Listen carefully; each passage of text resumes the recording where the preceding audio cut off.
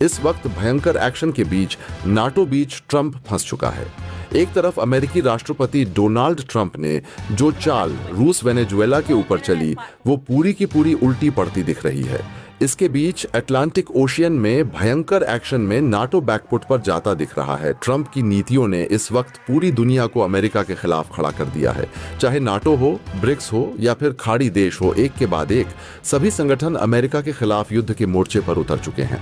हाल यह बन चुका है कि अमेरिका का नॉर्थ अटलांटिक ओशियन में बना जमावड़ा इस वक्त पूरी दुनिया की तरफ से आक्रामक का केंद्र बनता जा रहा है। एक तरफ ब्रिक्स देशों में चीन, रूस, भारत और साथ ही साथ नाटो देशों की तरफ से भी ट्रंप के खिलाफ सीधा जंग ऐलान कर दिया गया है। तो वहीं अमेरिका को लेकर के ईरान और तुर्की को लेकर के जिस तरीके से बयानबाजी दी गई है, उसके बाद खाड़ी देशों ने भी सीधा अमेरिका के खिलाफ मोर्चा खोल दिया है।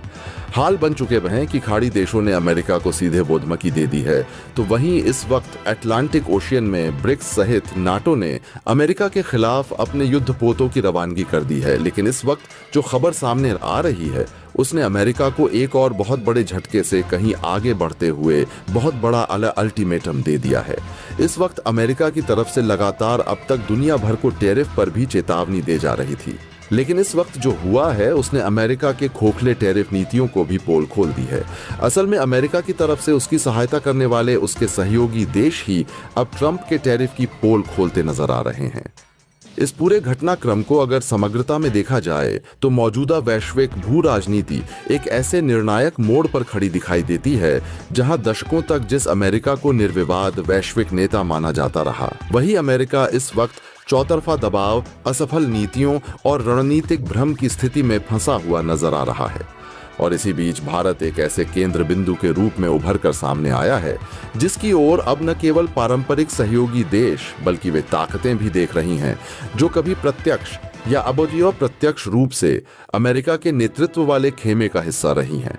नाटो द्वारा भारत से सीधी मदद की अपील इस बदलते समीकरण का सबसे बड़ा संकेत मानी जा सकती है, क्योंकि नाटो जैसी सैन्य गठबंधन संस्था का किसी गैर सदस्य देश, खासकर भारत जैसे रणनीतिक रूप से स्वतंत्र राष्ट्र से सीधे सहायता मांगना यह दर्शाता है कि अमेरिका के नेतृत्व पर अब भरोसा कमजोर पड़ चुका है और यूरोपीय देशों को यह स्पष्ट रूप से समझ आने लगा है कि आने वाले समय में वैश्विक संतुलन बनाए रखने के लिए भारत की भूमिका अनिवार्य होने जा रही है। इसी बीच चीन द्वारा अमेरिका के सामने अपने नए युद्धपोतों की तैनात करना केवल शक्ति प्रदर्शन नहीं बल्कि एक स्पष्ट राजनीतिक संदेश है कि अब एशिया प्रशांत क्षेत्र में अमेरिका की एक तरफा दादागिरी को चुनौती देने वाली ताकतें खुलकर सामने आ चुकी हैं। और जब रूस अपनी नॉर्दर्न कमांड फोर्सेस को अमेरिका के खिलाफ संभावित वॉर जोन में शामिल करता है तो यह तस्वीर और भी साफ हो जाती है कि शीत युद्ध के बाद पहली बार अमेरिका को एक साथ कई मोर्चों पर गंभीर रणनीतिक दबाव का सामना करना पड़ रहा है। अमेरिका की विदेश नीति जो लंबे समय से प्रतिबंधों, धमकियों और सैन्य दबाव पर आधारित रही है, इस वक्त उसी पर भारी पड़ती दिख रही है, क्योंकि जिन देशों को वह अपने प्रभाव में रखकर चला करता था वही देश अब वैकल्पिक ध्रुवों की तलाश में भारत की ओर झुकते नजर आ रहे हैं। फ्रांस, जर्मनी, नीदरलैंड, न्यूजीलैंड जैसे देशों द्वारा भारत के साथ बड़ी बड़ी संधियों और रणनीतिक समझौतों पर हस्ताक्षर करना केवल द्विपक्षीय सहयोग का मामला नहीं है, बल्कि यह अमेरिका को यह स्पष्ट संकेत है कि वैश्विक राजनीति अब एक ध्रुवीय नहीं रह गई है और भारत को एक भरोसेमंद, संतुलित और दीर्घकालिक साझेदार के रूप में देखा जा रहा है। अमेरिका द्वारा ग्रीनलैंड को लेकर दिए गए बयानों ने न केवल अंतर्राष्ट्रीय कानून और संप्रभुता के सिद्धांतों पर सवाल खड़े किए बल्कि नाटो के भीतर भी गहरी बेचैनी पैदा कर दी, क्योंकि यूरोपीय देशों को यह महसूस हुआ कि ट्रंप की नीतियां न केवल आक्रामक हैं बल्कि अस्थिर और अविश्वसनीय भी हैं।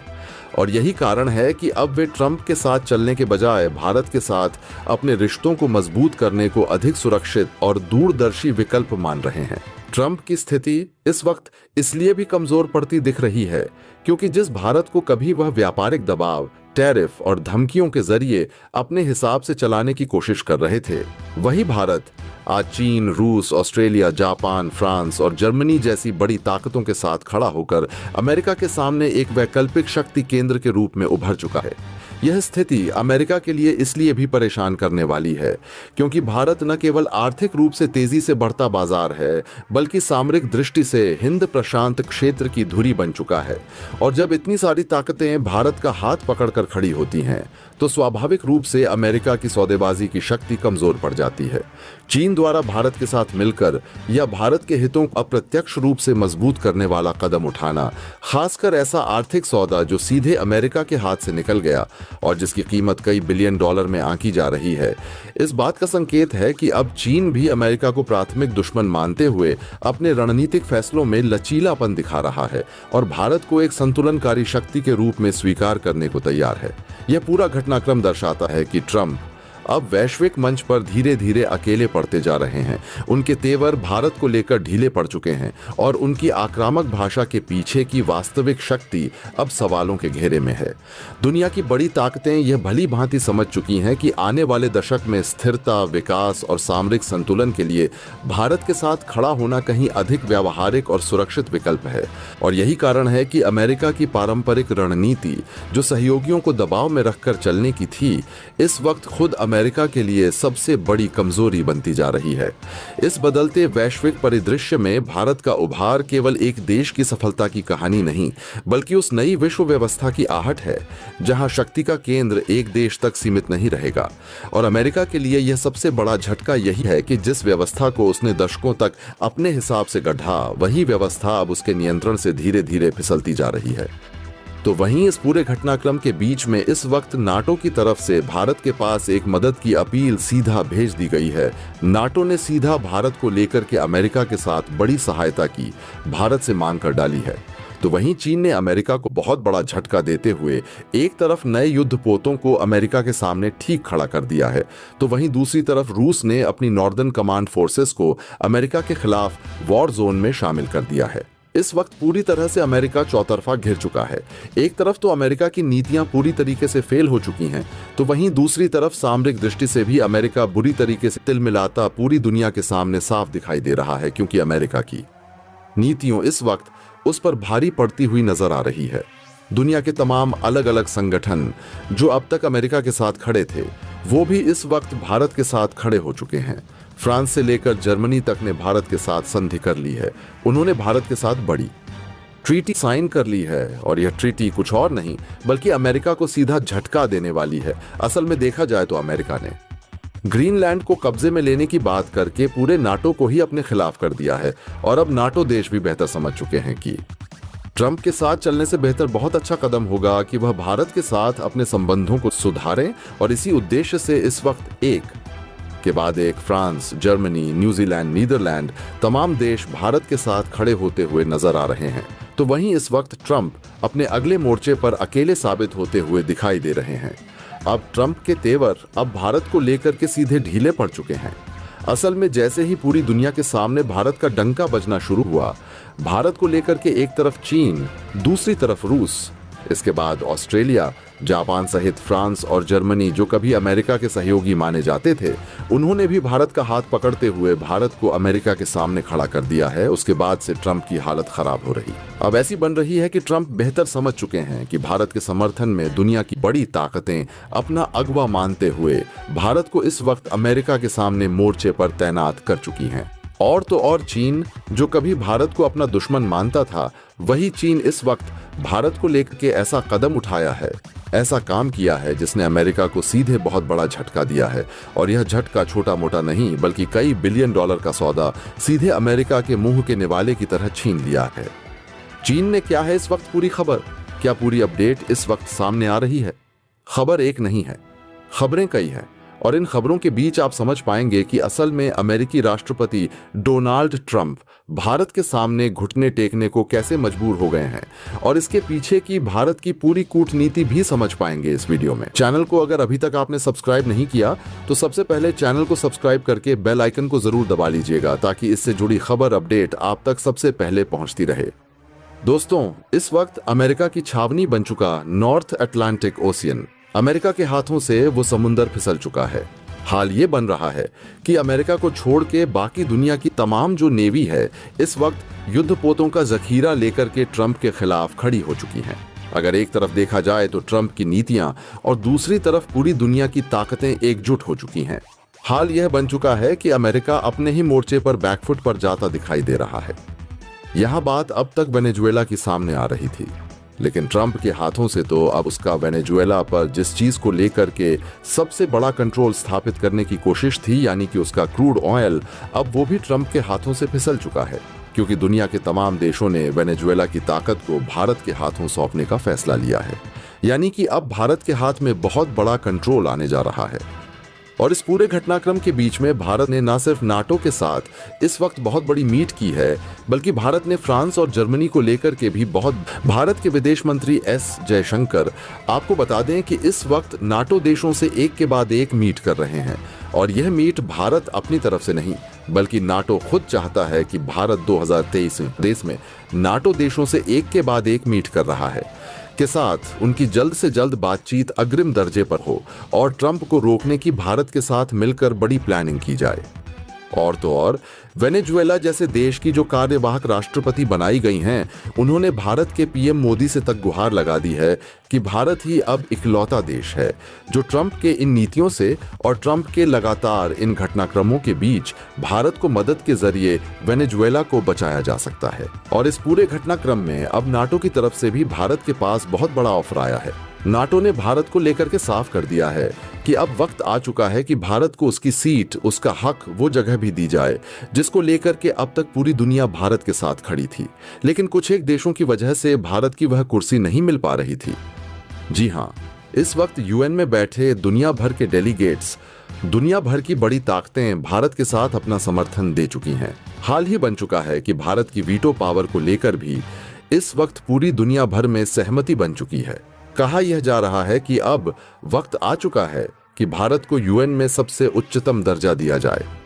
लेकिन छोड़िए, यह बात तो छोटी रही, लेकिन इस वक्त हालात जो बन रहे हैं, उस हालात ने चीन की तरफ से जो इस वक्त फैसला दिया गया है अमेरिका को लेकर के, वो सबसे बड़ा झटका साबित होता है। चीन ने सीधे तौर पर अमेरिका की सबसे बड़ी रीढ़ पर एक नहीं, दो नहीं, बल्कि हर तरफ से हमला बोल दिया है।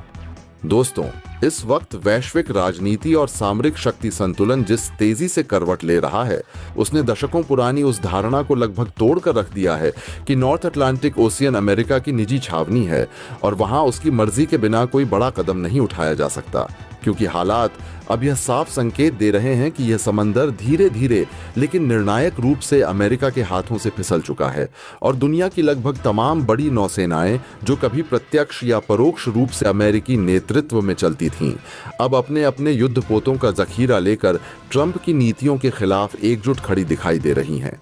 एक तरफ ट्रंप की आक्रामक, अस्थिर और दबाव आधारित नीतियां हैं, तो दूसरी तरफ पूरी दुनिया की सामरिक और राजनीतिक ताकतें जो अब यह समझ चुकी हैं कि अमेरिका के साथ आंख मूंद कर चलना उनके अपने हितों के लिए खतरनाक साबित हो सकता है। और यही वजह है कि आज अमेरिका अपने ही बनाए मोर्चे पर बैकफुट पर जाता हुआ नजर आ रहा है। शुरुआत भले ही वेनेजुएला से हुई हो, लेकिन अब यह मामला केवल एक देश या एक क्षेत्र तक सीमित नहीं रह गया है, क्योंकि ट्रंप प्रशासन जिस वेनेजुएला को लेकर सबसे ज्यादा आक्रामक रहा, जिस पर प्रतिबंध, धमकी और सत्ता परिवर्तन तक की रणनीति बनाई गई, उसी वेनेजुएला का सबसे बड़ा हथियार यानी उसका क्रूड ऑयल अब अमेरिका के हाथों से फिसलता हुआ दिखाई दे रहा है। दुनिया के तमाम देशों ने यह तय कर लिया है कि वेनेजुएला की ऊर्जा क्षमता को अब अमेरिकी नियंत्रण या दबाव में नहीं, बल्कि भारत जैसे भरोसेमंद और संतुलित देश के हाथों सौंपा जाए। और इसका सीधा मतलब यह है कि आने वाले समय में भारत के हाथ में वैश्विक ऊर्जा राजनीति का एक बेहद अहम लीवर आने वाला है। यह फैसला केवल आर्थिक नहीं बल्कि रणनीतिक भी है, क्योंकि क्रूड ऑयल पर नियंत्रण का मतलब है वैश्विक आपूर्ति श्रृंखला पर प्रभाव। और जब यह प्रभाव अमेरिका के बजाय भारत के हाथ में जाएगा, तो शक्ति संतुलन स्वाभाविक रूप से बदल जाएगा। इसी पूरे घटनाक्रम के बीच भारत ने न केवल नाटो के साथ उच्च स्तरीय बैठकों की एक नई श्रृंखला शुरू की है, बल्कि फ्रांस और जर्मनी जैसे देशों को साथ लेकर एक बड़ा और दूरगामी कदम उठा लिया है। और यह कदम भारत की तरफ से दबाव में आकर नहीं, बल्कि वैश्विक शक्तियों की मांग पर उठाया गया है। भारत के विदेश मंत्री एस जयशंकर इस वक्त एक के बाद एक नाटो देशों के साथ मीटिंग कर रहे हैं और खास बात यह है कि यह पहल भारत की नहीं बल्कि खुद नाटो की है, क्योंकि नाटो अब यह समझ चुका है कि ट्रंप की नीतियां न केवल अमेरिका को बल्कि पूरे गठबंधन को अस्थिरता की ओर धकेल रही हैं। नाटो देशों का यह मानना बन चुका है कि अगर ट्रंप को रोका नहीं गया, अगर उसकी एकतरफा और आक्रामक रणनीतियों पर लगाम नहीं लगी, तो आने वाले समय में वैश्विक संघर्ष का दायरा और भी खतरनाक हो सकता है। और इसी कारण नाटो भारत के साथ मिलकर एक बड़ी और ठोस प्लानिंग करना चाहता है। इस बीच वेनेजुएला जैसे देश की कार्यवाहक राष्ट्रपति द्वारा भारत के प्रधानमंत्री नरेंद्र मोदी से सीधी गुहार लगाना इस बात का सबसे बड़ा प्रमाण है कि आज भारत को केवल एक उभरती शक्ति नहीं बल्कि एक निर्णायक शक्ति के रूप में देखा जा रहा है, क्योंकि वेनेजुएला यह मान चुका है कि ट्रंप की नीतियों और लगातार बढ़ते दबाव के बीच अगर कोई देश उसे राजनीतिक, आर्थिक और कूटनीतिक स्तर पर बचा सकता है तो वह भारत ही है। यह स्थिति भारत के लिए केवल सम्मान की नहीं बल्कि बड़ी जिम्मेदारी की भी है, क्योंकि अब भारत से अपेक्षा की जा रही है कि वह वैश्विक मंच पर संतुलन बनाए रखने में अग्रणी भूमिका निभाए। इसी पूरे घटनाक्रम में नाटो की तरफ से भारत को जो ऑफर मिला है वह अपने आप में ऐतिहासिक माना जा रहा है, क्योंकि नाटो ने साफ शब्दों में यह संकेत दे दिया है कि अब वक्त आ चुका है कि भारत को वह सीट, वह दर्जा और वह अधिकार दिया जाए जिसकी मांग वर्षों से की जा रही थी, लेकिन कुछ एक देशों के विरोध के कारण भारत को अब तक नहीं मिल पाया था। आज स्थिति यह बन चुकी है कि यूएन में बैठे दुनिया भर के डेलीगेट्स और वैश्विक ताकतें खुलकर भारत के समर्थन में खड़ी हो चुकी हैं और भारत की स्थायी सदस्यता और वीटो पावर को लेकर जो बहस दशकों से अटकी हुई थी उस पर अब व्यापक सहमति बनती दिखाई दे रही है। कहा जा रहा है कि अब दुनिया यह मान चुकी है कि अगर संयुक्त राष्ट्र को वास्तव में प्रभावी और प्रासंगिक बनाए रखना है तो भारत को यूएन में सर्वोच्च दर्जा देना अनिवार्य हो गया है। लेकिन यह तो इस पूरी कहानी का एक हिस्सा भर है।